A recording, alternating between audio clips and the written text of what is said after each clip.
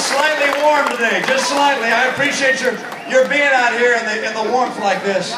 And I have something to ask you to do, and I'm going to convince you to do it by the time I'm finished, I believe. I need to ask each one of you to find one person who voted for Barack Obama last time. And they're out there. I know that you can usually tell where they are because on their cars you see the glue from where the bumper sticker used to be, all right?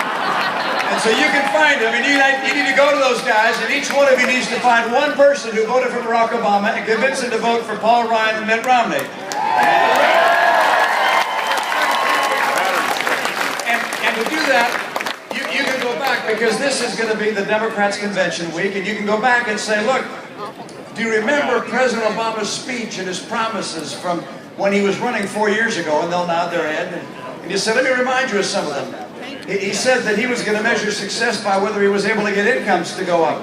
But they've gone down, $4,000 a family. He was going to measure success by whether entrepreneurs would be more willing to start businesses. We're at a 30-year low in startups and new businesses, and that's where new jobs are created. He said if you measure success by whether people are able to find good jobs. We have 23 million Americans out of work or dropped out of the workforce, can't find full-time work. Look, if there's a coach whose record is 0 and 23 million, you get rid of him and get someone new.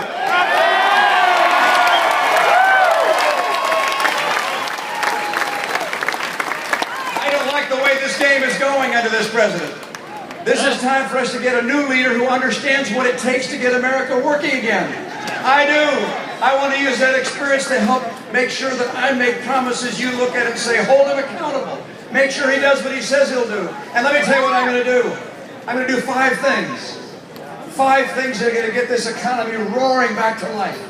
I'm not just kidding about this. This is going to make a dramatic difference.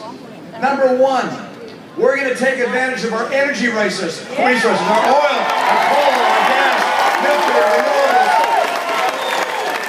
We'll have North America energy independence within 8 years. That makes a big difference.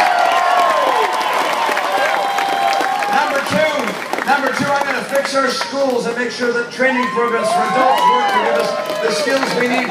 We're going to make sure our kids and their teachers come first and the teachers' union comes behind.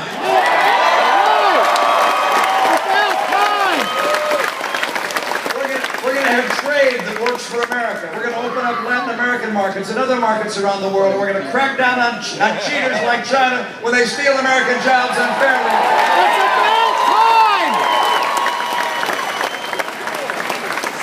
Number 4, we're going to do something you have to do if you're going to have entrepreneurs risk their life savings to start a business. And that's to convince them that we're not going to end up becoming like Greece. And for that to be the case, we're going to have to show them that we can live within our means. We'll stop spending more than we take in. So we're going to cut federal spending and finally get us on track to a balanced budget. Now there's only one place this president's willing to cut, and not just a little. He wants to cut $1 trillion out of our military budget. Look, that's bad for jobs, and it's bad for our national security. The world is not a safer place right now, not with Iran trying to become nuclear, dangerous throughout the world. If I'm president and Paul Ryan's vice president, we will not cut our military budget.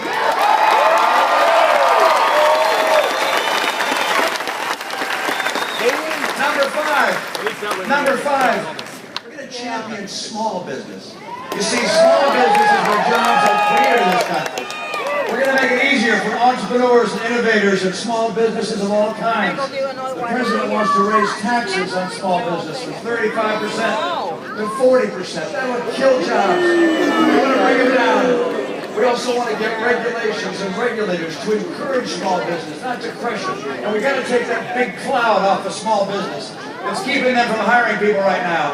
We've got to repeal and replace Obamacare.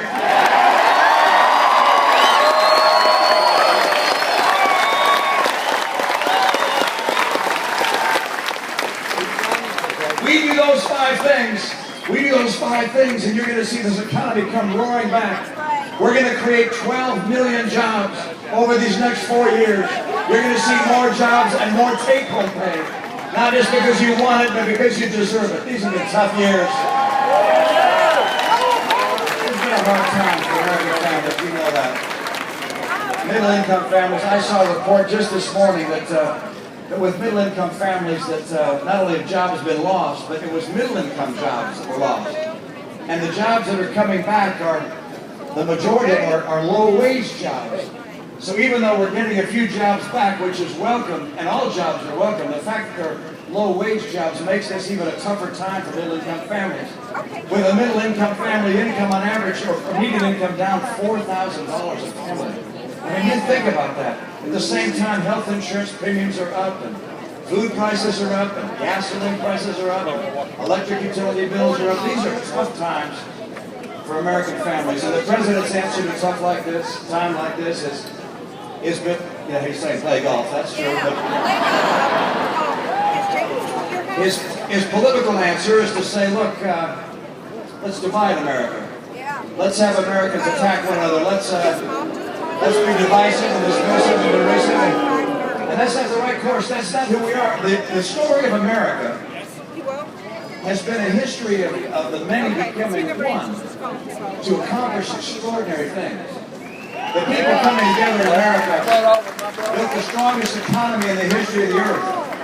The people came down, we built it. We built it. And the people in America coming together put a man on the moon 43 years ago. I was just this morning in Cincinnati at the home of Neil Armstrong, an American hero with passion and courage and patriotism. That's what America is.